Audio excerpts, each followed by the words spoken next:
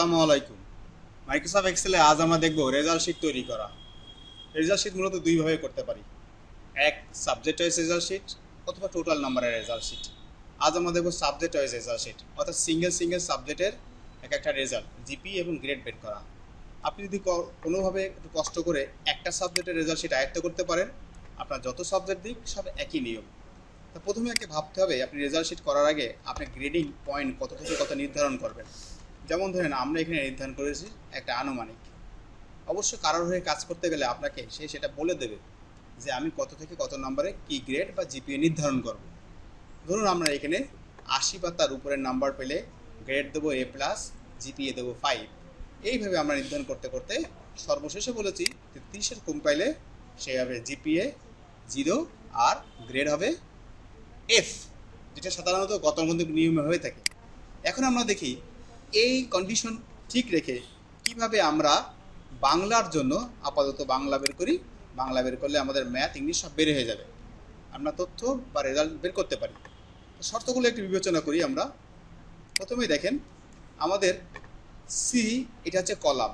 C কলামের এই যেখানে 80 রয়েছে সেটা আসলে সি কলামের 5 নম্বর রো। সি কলাম দেখেন, এটা হচ্ছে সি কলাম আর এই হচ্ছে 5 নম্বর রো। তাহলে আমি এই কন্ডিশনে, অর্থাৎ এখানে তথ্য যদি 80 হয় বা তার বেশি হয় তখন তাকে আমি A+ দেব। যদি সেই ব্যক্তি 80 না পায়, 33 পায়, তাহলে সে ডি গ্রেড হবে। যদি 40 পায় তাও হয়তো আমি ডি গ্রেড বা সি গ্রেড বানাবো। এখন যা বানাবো তার তো কন্ডিশন আমরা দেখে নিলাম। এখন আমরা ফর্মুলাটা কি হবে এটা একটু বুঝে নিই। যদি হয়, মাইক্রোসফট এক্সেলে যখন কোনো ফলাফল যদির মাধ্যমে বের হয়, অর্থাৎ কোনো কারণ জিজ্ঞেস করলে তার একটা ফলাফল বের হবে, তবে সেখানে একটা হিডেন যদি বা ইফ থাকবে। যেমন আপনি যদি কোনো সাবজেক্টের নাম্বার 80 পান, দেখেন এখানে একটা গোপন যদি আছে। 80-র উপরে নাম্বার পাইলে আপনি A+ পাবেন। এখানে একটা গোপন যদি আছে, যেটা আছে হিডেন ইফ বলা হয়। কারণ ছাড়া যদি কোনো ফলাফল না, কারণ ছাড়া কোনোদিন কোনো ফলাফল তৈরি হয় না, বিশেষ করে ম্যাথ লজিক ছাড়া কাজ করে না। তাই আমরা এখানে সেই যদি ফাংশনের কাজ করব। ইফ দিয়েছি, ইফ একটা ফাংশন আর ফাংশনের কাজ ব্র্যাকেটের মধ্যে হয়। দেখেন প্রথমে অঙ্ক করার জন্য সমান সমান দিয়েছি। মাইক্রোসফট এক্সেলে সমান সমান দিলেই ধরে নেওয়া হয় আপনি একটা ফর্মুলা টাইপ করবেন। তাই সমান সমান ইফ ফার্স্ট ব্র্যাকেট, আমরা কিন্তু এইটাই টাইপ করবো এখানে। এখন আপনাকে জাস্ট এক্সপ্লেন করার জন্য দেখাচ্ছি।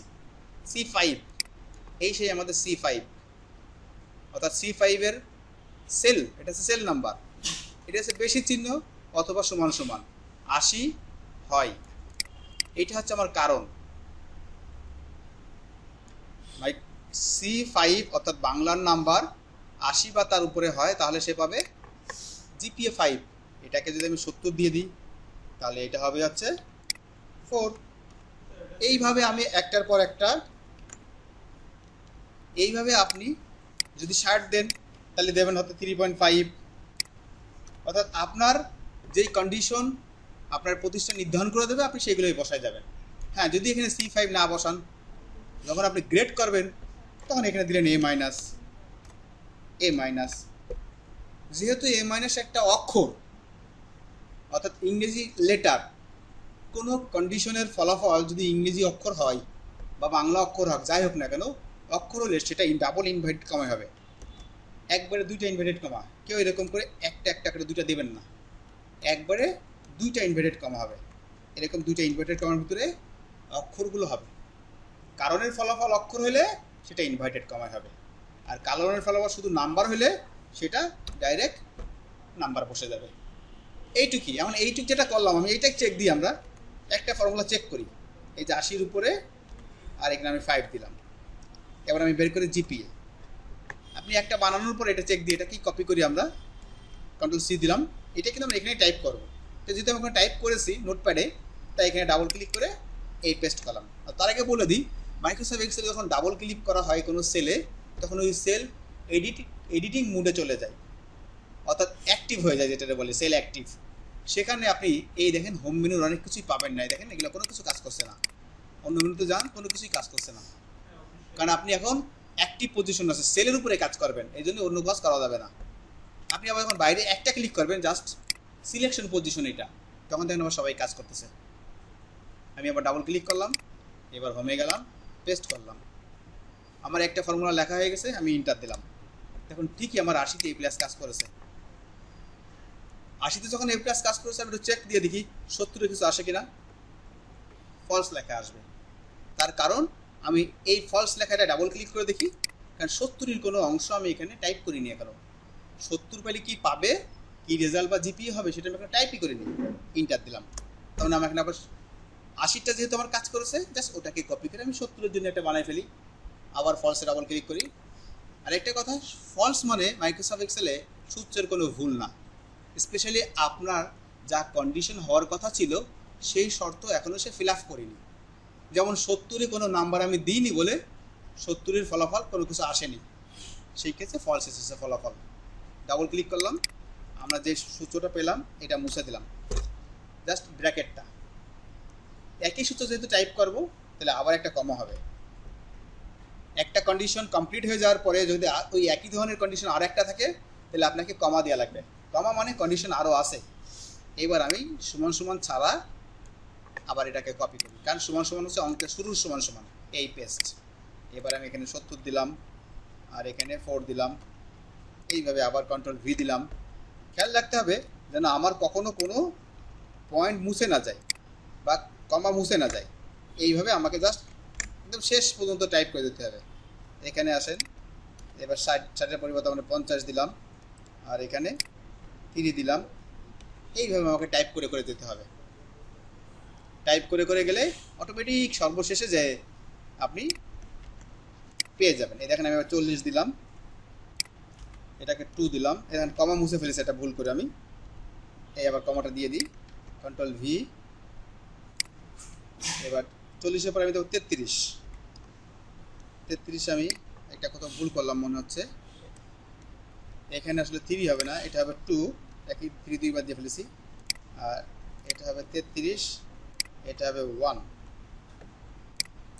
একটা মজার জিনিস লক্ষ্য করেন, 33 পর্যন্ত পাইলে তার গ্রেড হবে, জিপিএ হবে 1। 33 পর্যন্ত আমার লেখা হয়ে গেল। এবার 33 নিচেরটা লাগবেন, তাই তো? সেই ক্ষেত্রে আপনি ডাইরেক্ট একটা কমা দিয়ে 0 দিতে পারেন। মানে কন্ডিশনে যেসব শর্তগুলো লেখা আছে, যেমন 33-এর উপরে, 40-এর উপরে, ঠিক আছে, 50-এর উপরে, 60-এর উপরে, এই উপরেরগুলো লেখা আছে, নিচেরগুলো কিন্তু লেখা নাই। এবার শেষে জাস্ট একটা কমা দিয়ে মনে হচ্ছে এর বাইরে যদি কোনো নাম্বার পাই, যেমন সে 32 পেয়েছে, 30 পেয়েছে, এই সব ক্ষেত্রে কমা দিয়ে 0 দিলাম, তাহলে সে 0 গ্রেড আসবে, জিপিএ আসবে। হ্যাঁ, আপনি যদি এটা না লিখে আপনি এরকম লিখতেন, কন্ট্রোল V দিয়ে এটাকে এরকমভাবে লিখতেন যে আমি 33-এর নিচে দেবো এই <33 আর এখানে দেবো 0, সেম একই কথা।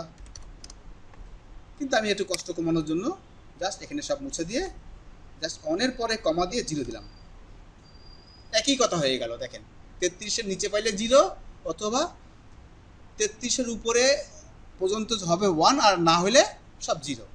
এবার ব্র্যাকেট দেবো, আমরা শিফট চাপে ব্র্যাকেট দেবো যতক্ষণ কালো না হয়।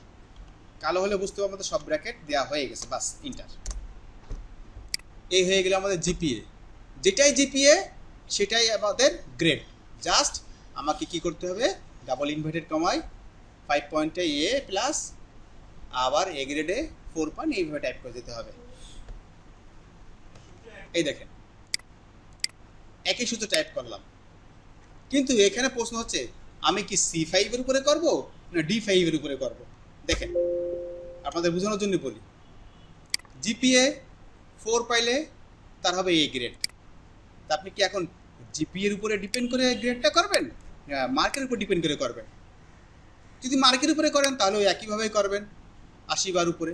আর যদি জিপিএর উপরে করেন তাহলে এখানে জিপিএ 5 হলে গ্রেড কি হবে, A+। তাহলে আমি কিন্তু পরের অঙ্কটা ইচ্ছা করেই জাস্ট আপনাকে বোঝানোর জন্য দেখেন জিপিএর উপরে করেছি। এই দেখেন, খেয়াল করেছেন? এইটুকু দরকার নেই আমাদের। এই দেখেন D = A+, D5 = A+। হ্যাঁ, আপনি দেখেন 80 বা তার উপরে দেন A+, তাও হবে। 70 বা তার উপরে দেন A গ্রেড, তাও হবে। সেম সিস্টেম, একটু ভ্যারিয়েশন আনার জন্য আমি ওটা জিপির উপরে করলাম কাজটা। সেম একইভাবে আমি করে ব্র্যাকেট দিলাম, শেষে দিলাম এই দেখেন কমা দিয়ে এফ, একটু আগে যেরকম কমা দিয়ে 0 দিছিলাম আর এর বেলা দিলাম এফ। এবার আমি ইন্টার দিলাম, ঠিকই আমার এখানে দেখেন এ গ্রেড চলে এসেছে। আপনি নাম্বার চেঞ্জ করেন, একটু চেক করি আমরা। এই দেখেন 80-তে এ প্লাস এবং এখানে 5, 70-এ দুঃখিত ভুল জায়গায় চলে গেছে আমার, 70-এ এই দেখেন 4 এ গ্রেড। একটা যখন কমপ্লিট হয়ে যাবে, দেখেন আমি সবগুলো মুছে দিই, একটা কমপ্লিট হয়ে যাওয়া মানে হচ্ছে আপনার সবগুলো সাবজেক্ট তৈরি হয়ে গেল। আপনাকে একটু খেয়াল রাখতে হবে একটা যেন সঠিক হয়, জিপি এবং গ্রেড। এবার আমাকে কিছুই করা লাগবে না, জাস্ট কপি পেস্ট করবো, তখন তৈরি হয়ে যাবে। দেখেন এই যে 4টা আমরা পেয়েছি, এটা কিন্তু তার একটা ঘর আগের কারণ রয়েছে, মানে সংখ্যা রয়েছে। এই যে আমরা এ গ্রেড পেয়েছি, এইটার কারণও কিন্তু এক ঘর আগে রয়েছে। অর্থাৎ সিস্টেম রিলেটিভলি বুঝে নিয়েছে যে এর কারণ আসলে কত দূরে আছে। আপনি জাস্ট এই ফলাফলকে ব্লক করেন, কপি করেন, এখানে আসেন, পেস্ট দেন। দেখেন এও কিন্তু খুঁজে দেখবে যে এক ঘর আগে কিছু আছে কিনা, পেয়েছে, এবং এও কিন্তু তার এক ঘর আগে খুঁজে দেখবে পেয়েছে কিনা। কারণ এটা রিলেটিভ সেল অ্যাড্রেস আমরা করতেছি, রিলেটিভ সেল অ্যাড্রেস খুঁজে বেড়াই সমদূরত্বেই সেল আছে কিনা, থাকলে সে ফলাফল বের করে দিচ্ছে। দেখেন আবার এটাকে কপি করেন, এইখানে এই সুবিধা হচ্ছে, দেখেন ঠিকই এখানে এ প্লাস আসতেছে। আবার এটা যান, আবার ব্লক কলার কপি করেন।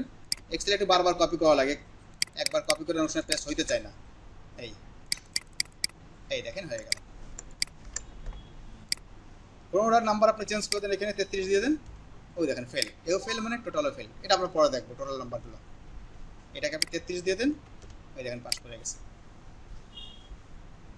ওকে, এই ছিল আসলে সাবজেক্ট ওয়াইজ গ্রেড। আমরা এর পরের ভিডিওতে দেখবো টোটাল গ্রেড, টোটাল জিপিএ, আরও কিছু যদি থাকে সেই বিষয়গুলো রেজাল্ট শিটের। ধন্যবাদ।